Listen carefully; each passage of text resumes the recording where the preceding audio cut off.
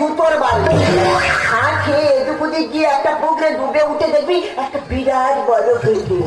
এই বিল্ডিং এ দিবি না, ওর পিছনে যে তালপাতার পুড়ে ঘরটা আছে ওইটা। তাহো ঠিক আছে, তবে আমরা একটা কথা আছে, হ্যাঁ তুমি নিজের হওয়ার পরের হও, আমার টাকাটা কিন্তু একটু বেশি চাই। টাকা পয়সা সব দেবো। আচ্ছা দাদা একটা কথা বলবো, বল। আমি বলি তুই লিপস্টিক খাস না মাকি? এই, জানিস না বিশ্ব সুন্দরীরা এরকম হয়। হ্যাঁ ওই জন্য পাড়া ছেলেরা তোর বাড়ি সিধে বিটু। এই, আমি তাহলে আসি। আচ্ছা। মাকে চুল কি সর্বনাশ, এক্ষুনি সব শেষ হয়ে যাচ্ছিল মা গো।